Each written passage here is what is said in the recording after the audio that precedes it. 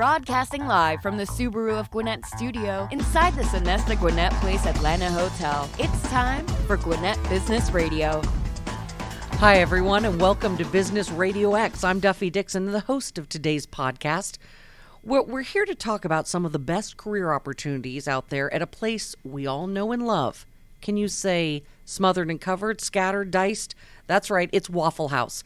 With more than 2,000 locations across the Southeast, here's what you may not know. Waffle House is known as America's place to work, offering some of the best career opportunities within the restaurant industry. It's also known as America's place to eat.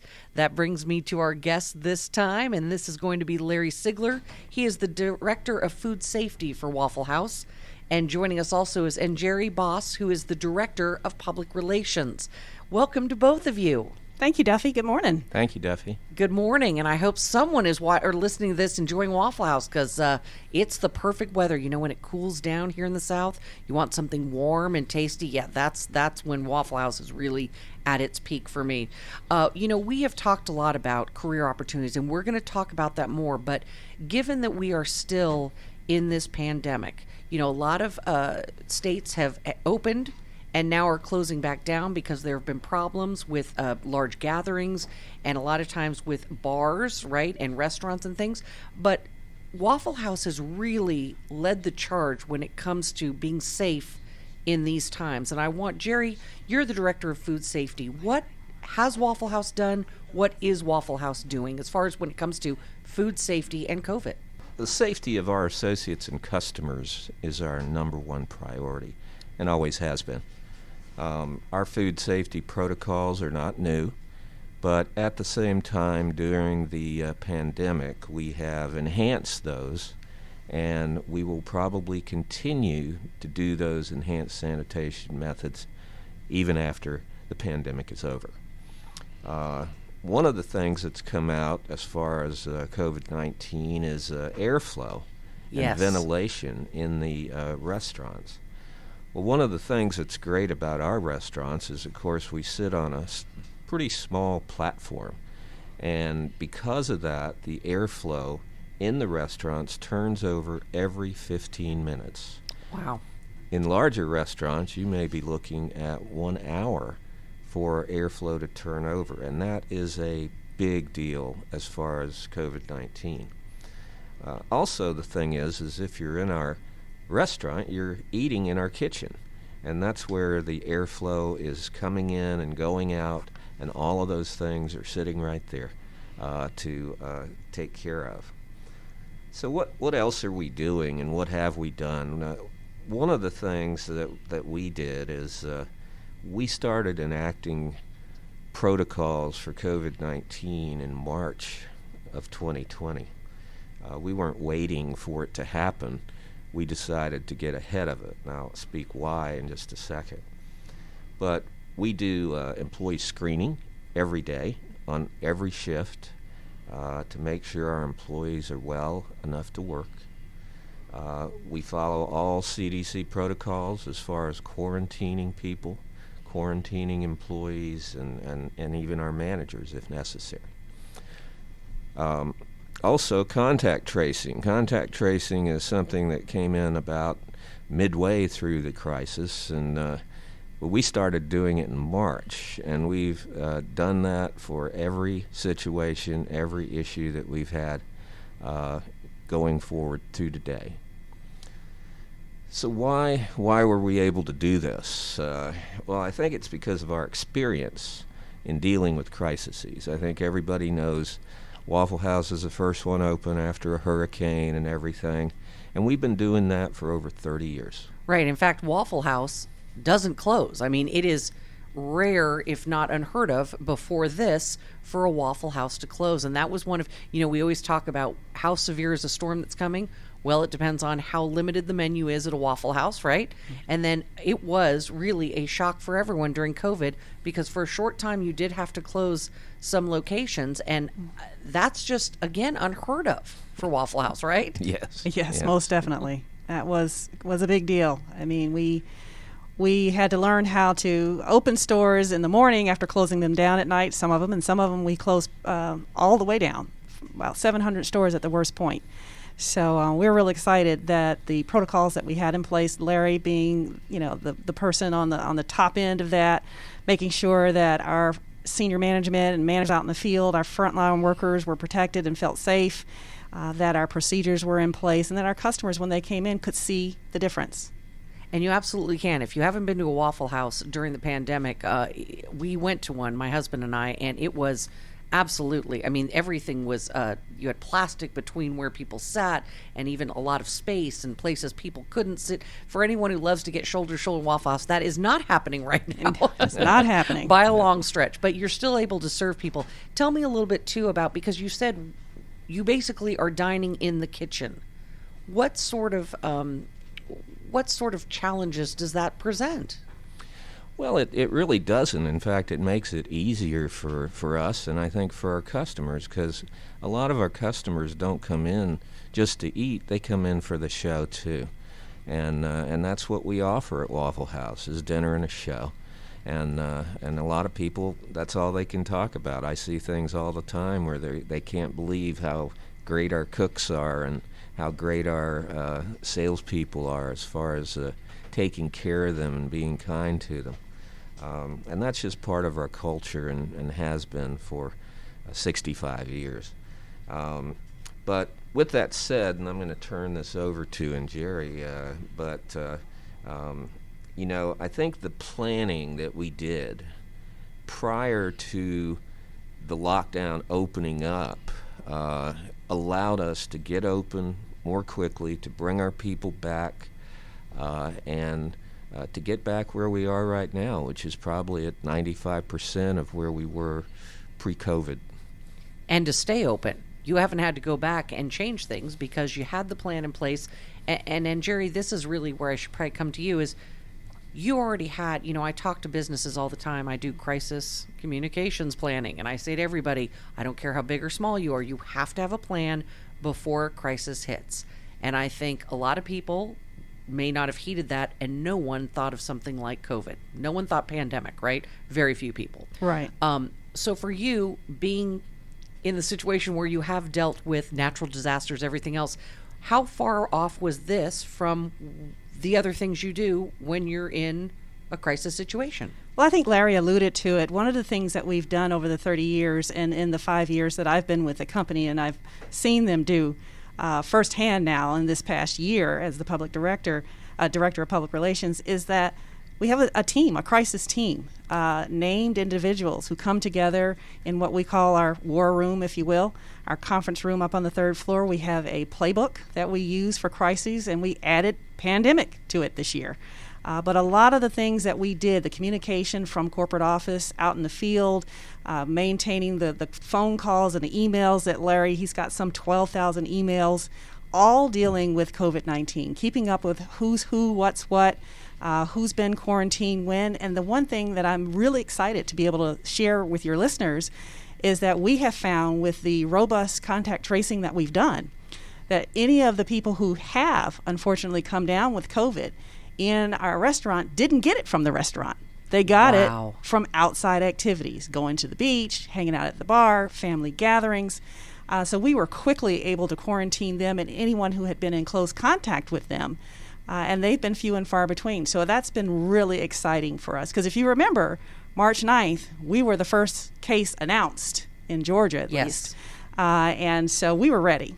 We were ready with the protocols that we wanted to put in place. We had the time watching the grocery stores and the big box stores try and deal with the large crowds and what to do with mask or not to mask and all of that. Right from day one for us, our associates wore face coverings. And we already were doing hand washing. That's part of the stringent food safety protocols that restaurants have to do anyway. But what we did is we added more opportunities to do strict sanitizing of the surfaces in our restaurants, and more often, more frequently, so that customers could see it. And we removed things from the tables that folks that come to know and love when they come to the Waffle House. One being the menu, which most people don't really use because they already know what they want to order. But our condiments were taken off the table so that we could make sure that we cleaned them in between each use. I mean, just things like that were very important. Simple to do, but something that had to be thought out. So when it came to opening day on April 27th of this year, we were ready to go. our restaurants were set up, we had tables blocked off, we had booths blocked off.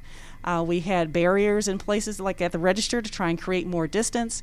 We had places for people to stand, indicated on spots on the floor, which we started with tape, and now we've got some really cool little circles that tell you where to stand, and all of that. We did curbside. We still offer that for people who aren't ready and willing. We have a system now with our cash register that will text you to say, hey, your food is ready. You give us your cell phone number, and we'll text you. So that way you can come in and pick it up, or if you really, really, really don't want to come back in, we'll run it out to you. And Njeri, you mentioned that some of these things that have been innovation, really, or by necessitation, some of the stuff will continue. Has there been sort of some surprising things you've realized work really well? I'm thinking the texting when your meal is ready is that's been a huge one. Yeah. Wouldn't you say, Larry? Huge. That has been really big. It's huge. Our operators love it. Our sales teams love it.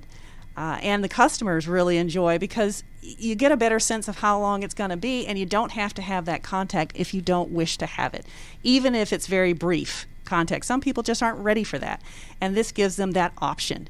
And so even for our associates, they feel relieved, because that cuts down on the number of contacts that they need to be concerned about. One of the other things in dealing with the hurricanes this year, of course we had more than goodness, we yeah. is that because of COVID, we went strictly to go when we opened up after hurricanes, and we found that it worked. It we hadn't done that before. We opened up entirely, but we went strictly to go in the hurricane areas, and we found that everybody still came to us because we were probably the only people open anyway, and that was a huge thing that we learned this year. And just decided to continue it for every hurricane that we've dealt with, which I guess that's 4 that we've dealt with so far. Right, we're running out of letters. We need the hurricane season to end, because we're I don't know what comes after the Greek alphabet. I don't want to know. How's No, that? Yeah. we don't want to We know. don't want to know. So let's transition here a little bit, because obviously you mentioned that 95% of the workforce is back. People are working. You've been really, I know, flexible with people's shifts.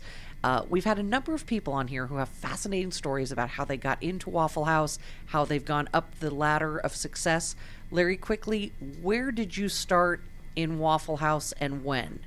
I started in 2000 with the company, and started as the assistant director of training, and then became the director of training after that. And I was director of training up until I became director of food safety. And I've been dealing with food safety at the restaurants for 15 years probably. So did you ever, obviously I'm thinking you had some experience on the front line? I've been working with restaurants, and before Waffle House with hotels as well, dealing with training and human resource type issues. For over 20 years. So in your opinion, since you've come from other organizations in food service, what sets Waffle House apart? I think it's our culture. I think it's just who we are and the people we have, and the working together, and that's really what it's about. It's not like a business. It's like a family, and I think that's why I've been here 20 years. And hopefully we'll be here a lot longer. But it really is a family, and people do care about each other.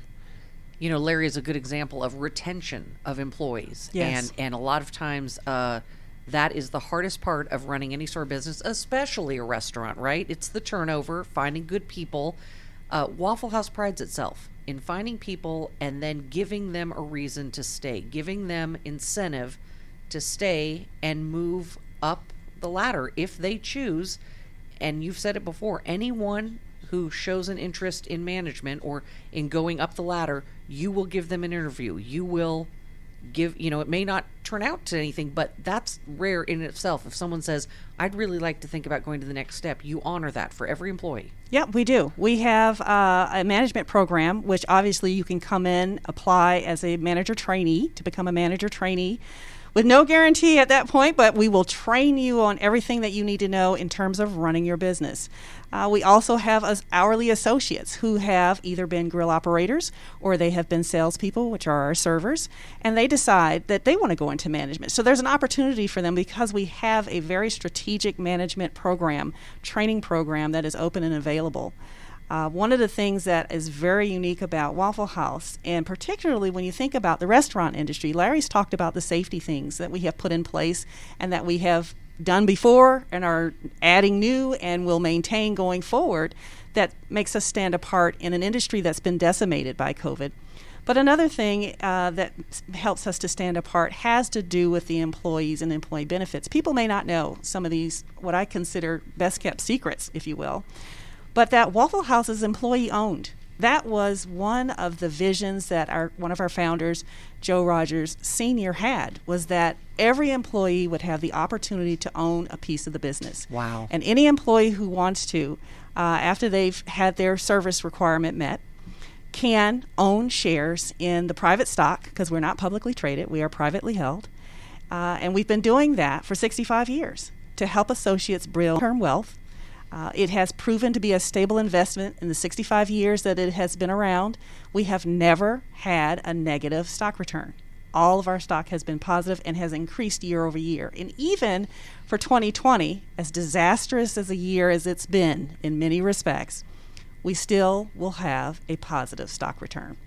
And so it's wonderful. You stay in the company, participate, you're able to grow your future wealth. You know, some people think of it maybe as a savings plan. We don't encourage it as that way because you really shouldn't be dipping in and out of it. It's like anything else. If you leave it to grow, it will grow. Right. But we do understand that life happens. The pandemic happened. So people were able to access their shares, sell back to the company, and be able to get money out of their program to be able to help them as well. So that's a wonderful thing. Employee owned. People don't think about that. Wow. With Waffle House. Tell me some of the other benefits that, here's the big thing right now with, the competitive job market, a lot of people looking for jobs. People are being told it's not necessarily about the salary. Think about benefits. Benefits can make or break what you do. So some of the other benefits that stand out. Well, we've never talked about this. No, we haven't. And I'm excited to be here to be able to share some of that. There are some unique benefits that we believe are unique to us. And then, of course, benefits that we hope other companies also would be offering. But something this year that's new because of the pandemic and as a result of the pandemic is something that we're called keeping faith with our workers. They're really called pothole payments. So if you know that during this pandemic, we had to furlough employees, something that was a first in the history of Waffle House, right. A very difficult decision to do. We also took pay cuts. Those of us who remained working took significant pay cuts, with the senior management taking the deepest cuts to be able to shield the junior managers and other workers who weren't making as much as they were to be able to keep more of their income. But if you started off with a target income of X and then they turn around and tell you we're going to cut that, and so now that's more of a Y, that created a pothole. A dip in the road. Gotcha. We know potholes in Georgia, right? Especially DeKalb County. We know potholes. So the thing that we have decided to do in keeping faith with our workforce this year is that we didn't go into debt to fund operating losses. That's why the pay cuts and the furloughs were important. But as of late September, affected associates were brought back to 100% of their pre-COVID income targets, and we are committing to filling the potholes that they suffered as a result of the pay cuts. Wow. So there are going to be pothole payments, and there have already been some, to manager trainees, managers, and grill operators, and support team members affected by the pay cuts. As a matter of fact, the grill operator pothole payments are going to be starting very soon, in the next week or so. So they can expect to see them very soon on their paychecks. That's interesting because a lot of companies, I think many people in 2008, 2009, we went through furloughs, right? And we took pay cuts. You never saw that money again. Yeah. Wow. Well, we're paying it back. And as long as we continue to generate positive cash flow, we're going to keep faith with the workforce and make sure that we repay them, even though the company will not recoup its pothole, which is several $1 million, which we'll never see. But before even the pothole payments, we also decided to do what we call weekly over-the-shoulder pay. That was first given to those Waffle House associates who weathered the storm with us, who took the pay cuts, had fewer people to work with, but stayed open for our customers, were there actually doing the safety protocols, which were some additional things that they had to do on top of things they were already doing. And so once we were able to come back and generate a positive cash flow, we decided to make thank you payments to people who had stayed and who had borne the burden of the work. And we couldn't have done it without them. We really couldn't have. So that's unique for this year. But something else that's new but comes out of something old is paid time off. It's new, but for 40 years we had vacation pay, which was paid out 2 times a year based on the average hours worked. And it was paid automatically, whether you took the time off or not. And that was for all level of associates, grill operators, servers. So that didn't matter who you were. You got your vacation pay. Well, the pandemic brought some things into focus, and we decided to change it, make it even more flexible, which is our new PTO program. So rolled out this year, what it is, 1 hour earned for every 30 hours worked, paid out automatically 4 times a year. You don't have to request it. It just gets paid out to you. If you're fewer than 10 years with us, you get paid at about a rate of $9 an hour. And 10 years or more gets paid out at a rate of about $13.50 an hour. And, of course, it's paid time off. So whether you take the time or not, you're still getting paid the money. Wow. Yeah. So we recognize, like I said, there were some new things that came on board with the pandemic. People needed to be able to have even more flexibility than we already were offering. I mean, we're pretty flexible with shifts. We help each other, servers, our servers, salespeople, and grill operators. They worked with each other, one another. Hey, can I take this time and would you switch a shift with me? They do that all the time. And so we are, like I said, we had the vacation pay, so people could take time off. But now they have even greater flexibility, and they'll receive a larger amount. Flexibility was one of the big things. When this pandemic hit, everyone was asked to be flexible. I keep telling the story to people. Imagine both working parents, your kids go to school, all of a sudden everyone's under one roof. No one's going anywhere. So you're asking people to take on new technology, right? The Zoom and everything, doing Zoom or Microsoft Teams. You're trying to make meals. You've got your children at home. You've got 2 people, if not more, working under the same roof, trying to find their own workspace. I mean, there was a lot to do, not to mention those who did and still do want to get out and work. Right. So flexibility has been one of the things. You say that you were already flexible and you were able to be more flexible. Is that something that Waffle House attracts people to Waffle House? I can't imagine you wouldn't be getting more people wanting to work there now, because this is not going away anytime soon. Everyone's thinking, I need to be more flexible. Well, and that's certainly one of the things that brought a lot of people to us in the beginning, pre-COVID. Particularly our grill operator ranks and our servers, because they could be flexible on their shifts. They could be part-time, they could be full-time. It was up to them what they wanted to do. But even our managers, I mean, a lot of people don't realize first shift, managers generally work first shift. And then they keep tabs on the business. Tell people what first shift is. That is from 7 a.m. to 2 p.m. And so once you got proficient at doing the job, you could be home 2:30, 3 o'clock in time for the school bus to pick your kids up. Right. And so even with keeping tabs on a 24-hour business, you had the flexibility of doing that. Now we have additional tracks that we've added in the last year and a half with our second shift assistant managers and our third shift supervisors, who also have a managerial role, which lessens the burden for the unit manager, the restaurant manager for that particular restaurant. And so we all work together to support one another in this endeavor of the 24-hour, 7-day-a-week, 366 this year, days Right. that we're open to be there for our customers. And our people they're loyal that way, and they love what they do, or they wouldn't do it. Okay, let's talk brass tacks, because everybody likes to talk about the money. Okay. It's rude to talk about salaries, but I don't care, because you're here, and I just want to give people a sense. Now, obviously, everyone out there listening, This is flexible, obviously, but we talk a lot about minimum wage jobs. And I think some people would look at something like Waffle House and compare it unfairly, if probably, to like a fast food job. That is not what this is. And again, the idea is when you work for Waffle House, if you want, and you guys have said this in the past, if you want to stay a line cook, you can stay a line cook. But if you don't want to stay a line cook, you don't have to stay a line cook. You're not put into a box. So let's talk a little bit about salaries and what is possible, what is probable. Okay. Well, the last time we were here, and Jerry Novak was here talking about our grill operators in the Rockstar program and the fact that grill operators can, on average, make between, depending on the level of skill, we have grill operators, we have master grill operators, and we have Rockstars.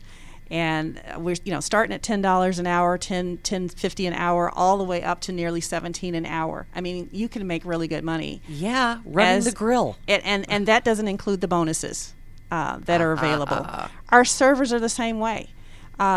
Because of the care that they give to customers reward them with huge tips. We have people who fight over shifts. And particularly with the holidays coming up, even though we are in COVID mode, people are still looking forward to the holidays because that's our Super Bowl. It's the biggest time of the year for us. And our servers, good servers, who spend time with their customers and have good skills, make great money. Now, we can't tell you exactly what that is because it's tips, largely tips, and they don't always report them. So we have to estimate on that. But making sure that they're well trained, and then those well trained veterans help train the newer ones to become as good as they are and to make those tips. So that's on the hourly level. But on the management level as well, there's great opportunity. There are bonuses that are available on the management position, but like I was saying, a range for unit managers, which is someone who is running just one restaurant, responsible for anywhere from 30 to 60 people. The compensation range is anywhere from $45,000 to $61,000 a year, and that doesn't include bonuses. Wow. Okay. And they would be in that position an average of 12 to 18 months, some shorter, some longer, just depending on what was available promotion-wise at the time and whether they were relocatable or some of those other options. Now, a district manager is the next level where you're responsible for 3 restaurants. And the compensation range there is anywhere from $65,800 to $98,600. Again, there's still additional bonuses that are available. Average time spent in that position can be anywhere from 1 to 3 years. And then again, we have people who decide to stay at that level. They don't want to go any further, and that's fine. We continue to support them and continue to make sure that they have continuing education and support with their teams that they build. The division manager level is the next level, responsible for 6 to 11 restaurants.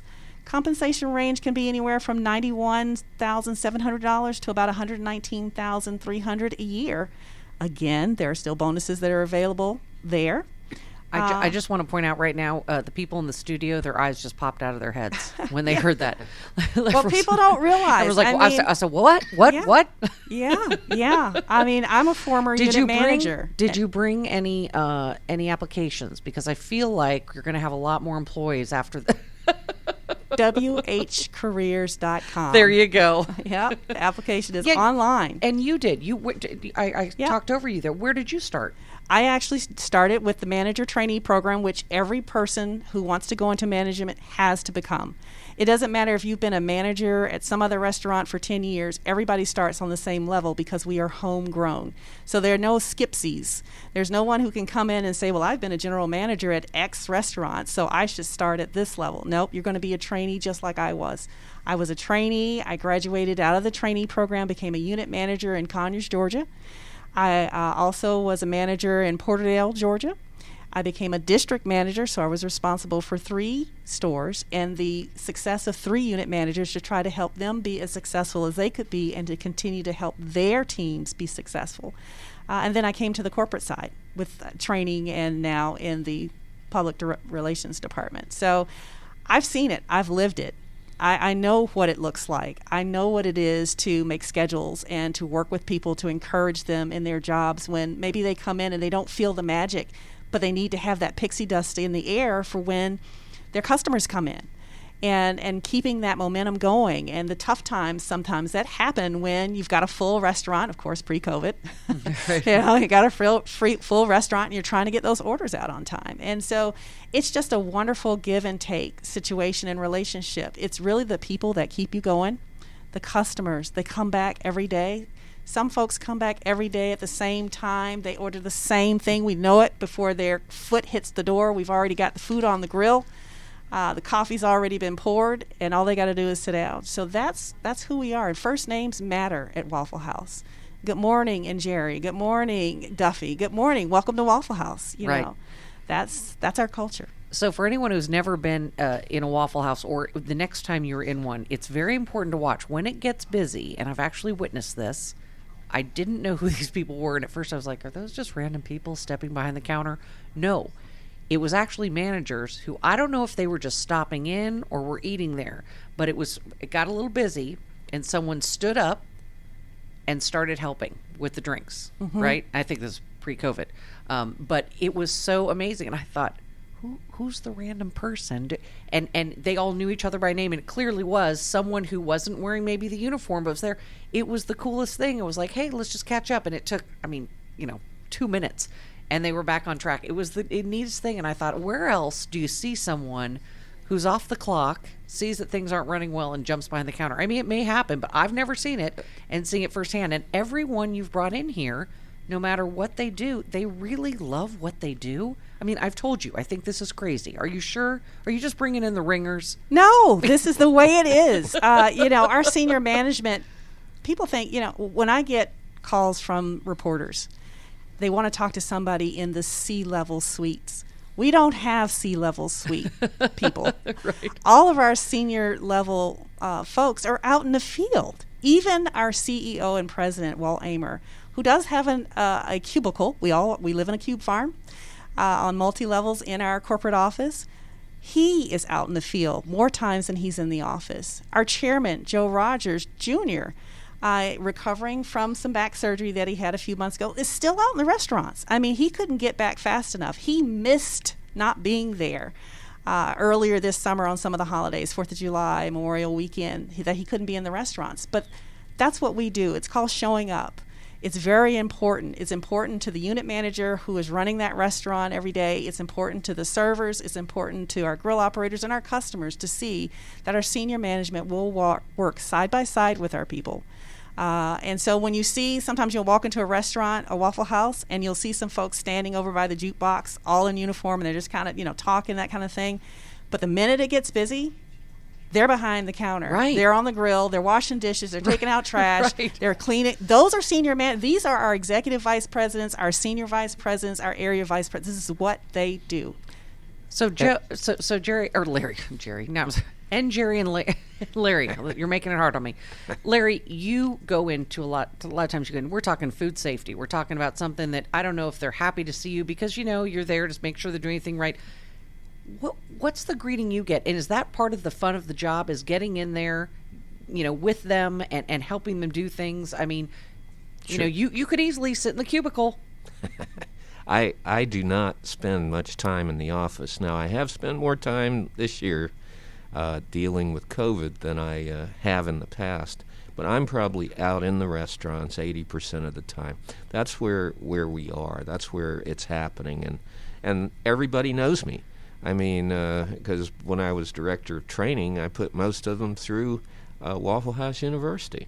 But the thing is we're all together. We're a family, and it's just like Njeri was saying. If I'm in a restaurant and it gets busy, I'm going to be in there washing dishes or doing whatever I can do to get things to level out. That's what we all do. Everybody in the corporate office and in management is working Christmas Day. Everybody. Wow. Everybody. I mean, I've worked Christmas Day. I've worked July 4th. I've worked other holidays. And as I said, if I'm in a restaurant and it gets busy or something's going on, the power's gone out or whatever, or we're in a hurricane situation, whatever needs to be done, we do together. I was going to just say one thing real quick when talking about opportunities. There was a young lady who was a salesperson in Pensacola, Florida, and when she retired after 36 years with the company, she was a senior vice president. Wow. Barbara Hammock. Yeah, Barbara Hammock. Yep. There's your success story, everybody.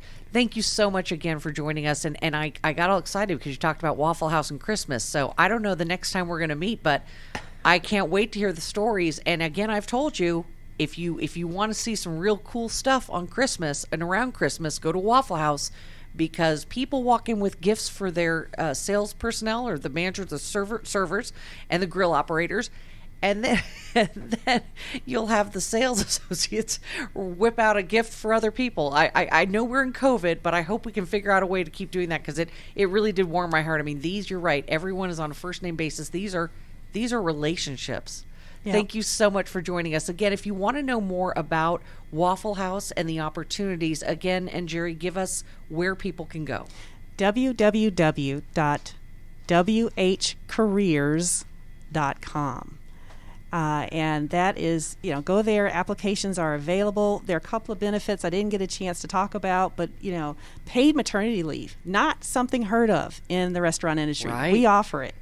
Of course, we've got our medical, and we also tobacco cessation program for free.